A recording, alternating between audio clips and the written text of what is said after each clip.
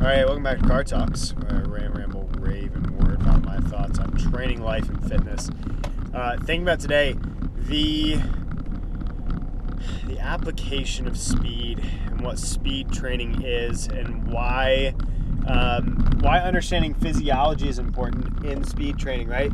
I just got done with a conversation. I've been giving these guest lectures at Montreat College here in North Carolina, and talking to a track athlete, and he's been getting slower, and he can't figure out why he's getting slower. And when I asked him what his training looked like, and he kind of pulled up a template, and they looked at his training over the last couple months, really the year, and a lot of it was tempo runs. A lot of it was this 75% efforts, these 80% efforts, and every time he approached 95%, or higher, he would pull hamstring, right?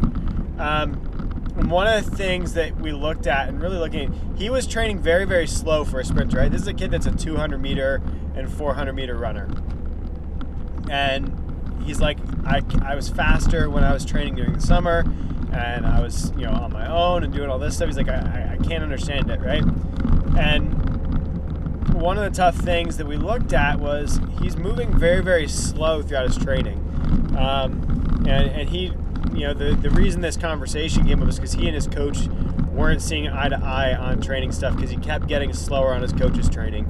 And it was one of those situations where you got to remember, when we're trying to get faster, we've got to move fast, right? Nobody gets faster by moving slow. Tempo runs, they can be useful for certain things, right? Especially track athletes, when we're looking at restoration sessions, when we're looking at improving longevity, yes, doing some tempo runs and stuff is needed. But when we're looking at trying to get fast, we need to consider the fact that moving fast is the fastest way to get fast.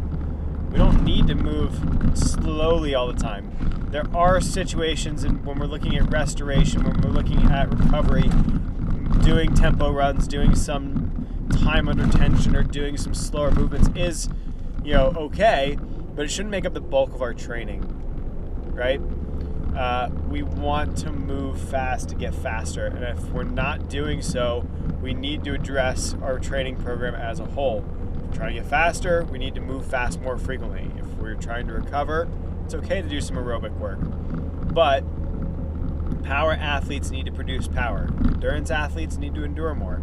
So it's just something to think about, because in my mind it's still just kind of frustrating, because it's a sad situation that I kind of am removed from and don't have any say in.